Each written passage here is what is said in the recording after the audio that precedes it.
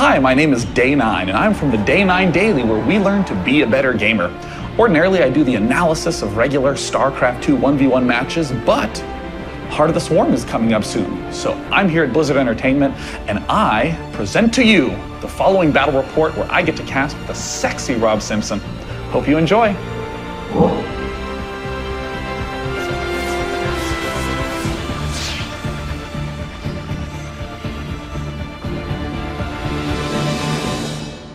Hello, my name is Sean Day9 Plot from Day9 TV. And I'm Rob Simpson from Blizzard Entertainment, and today we are going to be watching a very special StarCraft 2 match from Heart of the Swarm. Now, it is important to note that this is a development build of the game, so all of the balance and all of the units that you see here are not necessarily final. But we still get the chance to see those sick new units in action and how the strategies of old collide with the strategies of new.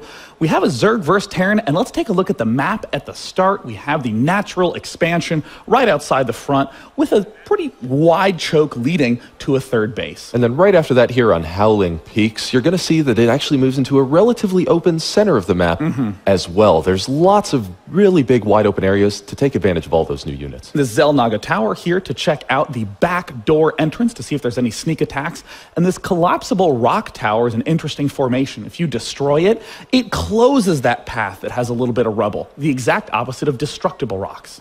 Now, once those rocks do fall over, they will turn into destructible rocks, so it is possible to open that pathway once again, should you so choose. And we're seeing the back door entrance to the natural expansion leading all the way up to the Terran base. The basics of this map would be a big map with a lot of different attack paths and no real clear focus on the center. You can easily swing around to all the backsides. Right, that's right. On this map, you are going to have to be sure to have eyes on all sides of your army. Now, at this point, it's significant to note that the new units tend to be pretty late on. The Terran is largely factory-based. The Zerg has some late layer tech, but mainly new hive tech. So in other words, the opening stage of the game is going to look a lot like Wings of Liberty. That's right, and here we can see the Zerg player already laying down his expansion down at his natural. Nothing's going to be quite different. Obviously, we don't see him rushing gas or going for any sort of new crazy tech. Yeah, and likewise, down in the Terran base, we're seeing a pretty standard barracks followed by gas opening. Looks like the Zerg did throw down some extra drones before throwing down the pool. So this is a way to get a little bit more economy before you start building those units. Can consider to be somewhat of a risk unless you are baller enough to hold off all that early pressure with drones. And now back over here on the Terran side, we do see that he has just about finished up that tech lab, and his orbital command is also just about to wrap up as well. Now, he's opening with a Reaper. Yeah, you know, the Reaper Expand is a really common play. You get the Reaper out very early. It takes a lot of gas, but not really any minerals. So you'll start to see that Terran money skyrocket so he can expand soon enough. And now, this new feature for the Reaper is that they can research the combat drugs upgrade. This enables them to regenerate their health when they're out of combat, further increasing their harassment viability. And there it is, going down. So now the Reaper has the ability to pop in, do a little bit of damage. Those queens with their extra range can start to pick them off a little bit too easily unless you get that combat drugs upgrade in there. The Reaper has picked off the drone. A second gas geyser has gone down, and there is Reaper number 2 coming out. So it looks like an aggressive opening from the Terran. That's right, and so as we see the Terran player now start to move that Reaper across the map, you can see that the Zerg player is moving along very standard, as we've seen before, always going for double queens because you still want to keep up on all of that larva production. Yeah, there's no big drastic change where suddenly Zerg don't value larva and expanding. Zerg is always Zerg, but always has to worry about this exact kind of threat.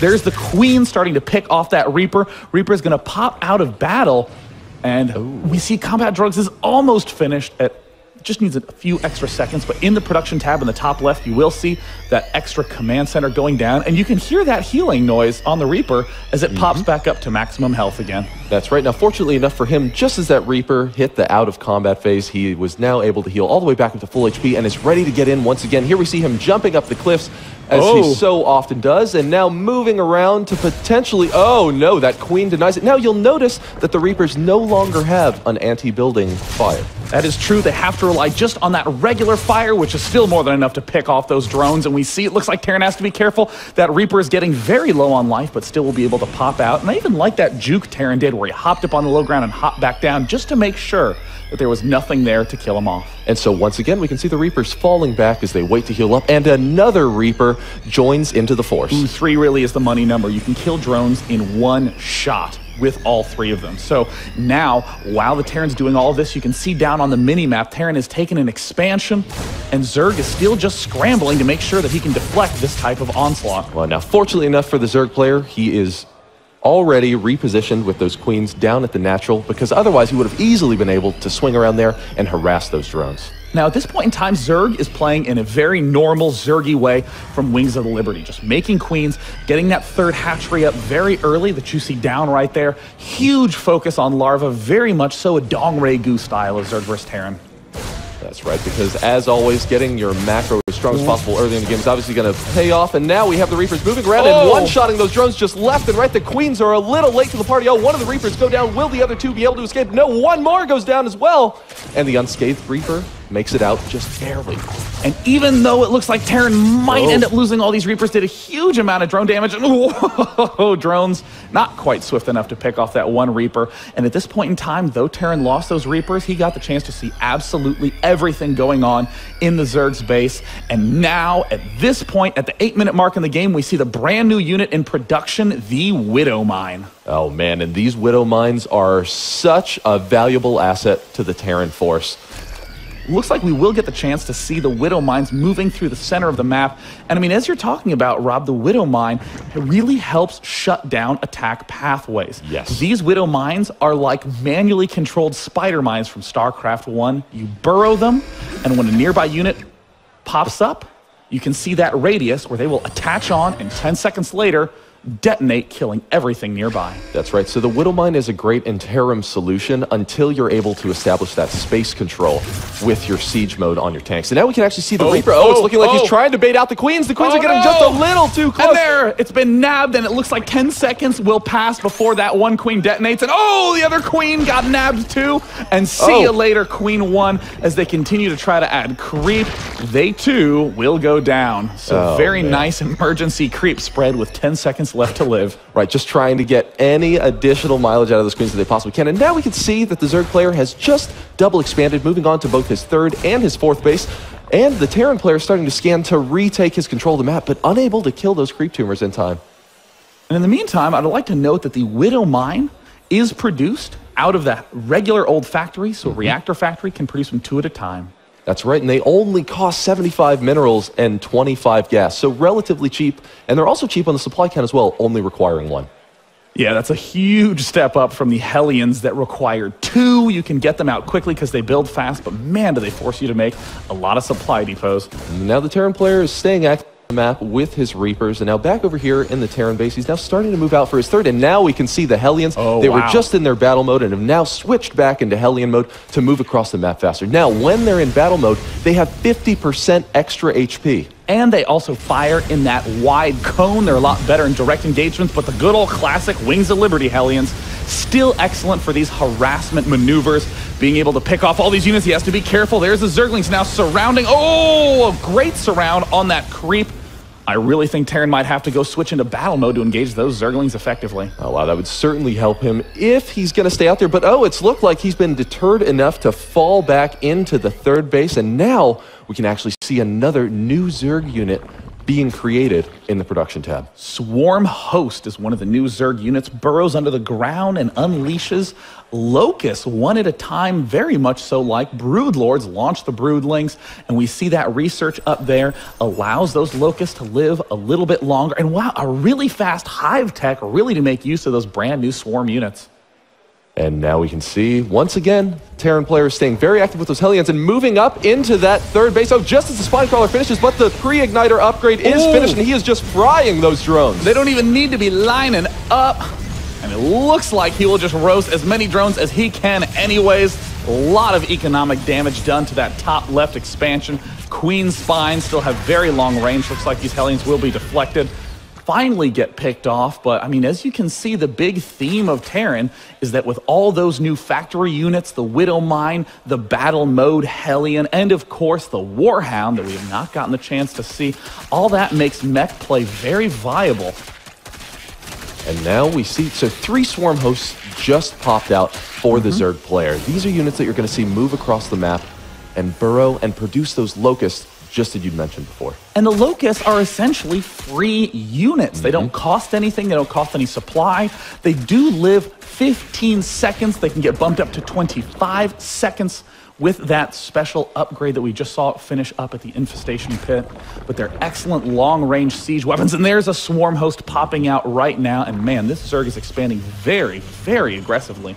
That's right. Back down in Terran land, we can see that the Terran player is kind of ready with his siege line down here. Just as you've seen before, you always use those tanks to establish that space control. And now we have one of the Battle Hellions moving out. Oh, and those swarm hosts all burrow. And oh, no. That lone Hellion is just dismantled by the Locust. But we can see just how useful those Locusts are at potentially absorbing siege tank fire. And you can see that they are beasts. They absorb so much damage and deal so much damage. And there it looks like the Widow Mine's trying to step into position. Zergling's trying to pick them off, and the Locusts almost get all of them, but one Widow Mine does attach, and it looks like Zerg will have to rearrange burrow. And we see as that time elapses, to Bluey, it goes down.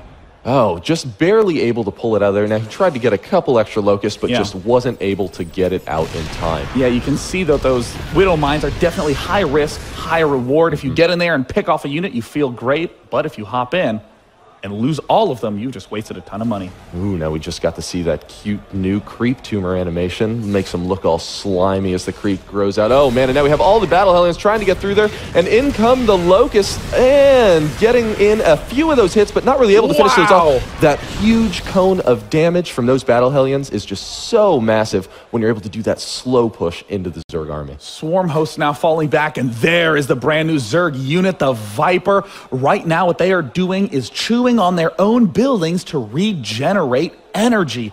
It's a great way to sap the life from units that really won't be taking any damage, excuse me, from buildings that won't be taking any damage soon. So that way you can get energy to do some of those new abilities that we'll get the chance to see in just a moment. And there's a duct picking up one of the siege tanks and taking it down. But here comes a huge pack of Widow Mines. Oh no, and all the Widow Mines are getting in. They may be able to burrow in time. Oh no, the Zerg player is not going to be able to get away from those. And they all latch on, and it's just a matter of time until that army is gone. And there we see 2 of the swarm hosts running away. The rest die immediately, and a huge swing of supply.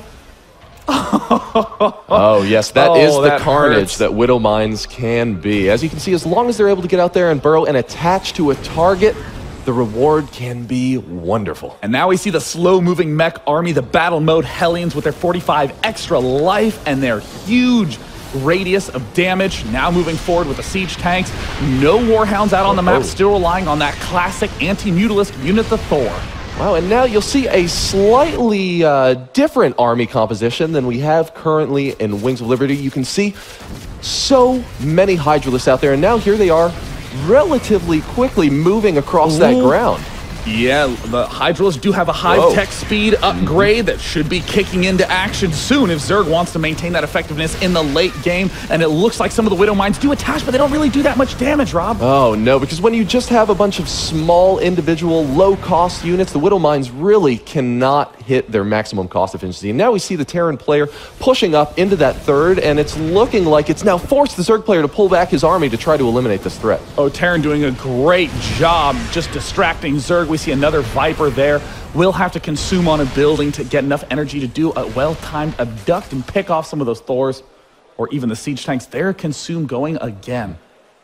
Now, consuming in a situation like this can be a little bit risky because the Terran player isn't too far away, so any amount of additional damage done to your buildings can end up hurting you. Absolutely. I mean, we do see that huge pack of Hydras moving through the middle of the map, and even though there's this destruction going down on this side of the screen, we see in the bottom right, yoink! Just snatches up the Thor. A really nice grab there. And the Zerg player in the bottom right has started to re-expand while there's this attack at the front. Those Battle Hellions have to be very careful. The Hydralisk range and speed is so sick, and we see the Vipers continuing to consume. The Hydra Viper Hive Tech combo is just brutal. Oh man, just biding their time and getting in there. Oh, and pulling the tanks as they siege, enabling them to get focus fire down from the Zerg player. Now the Zerg player is looking in condition to break through this siege line. We're seeing some great new Hydralisk death animations as finally the mech beast mode army of Terran is eliminated.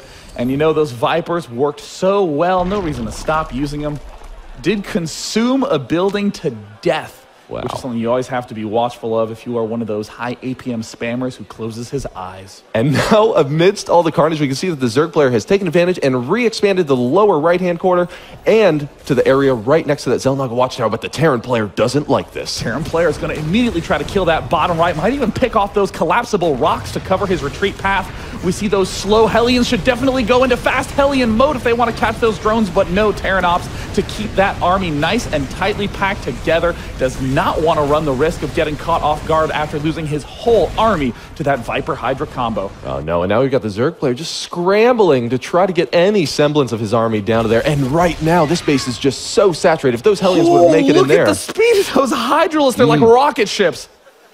And you can see them just slithering across at lightning speed, now getting down into the Terran's base to try to get a bit of a counterattack, taking down a few of those Battle Hellions. Now, in small numbers, the Battle Hellions will not be able to handle a fight like this, but now we can see the Zerg player getting his ultimate revenge. Hydra suddenly become an extremely potent harass unit, but they're going to have to head back home soon if they want to re-defend this right side base that looks like it's getting taken down for the second time.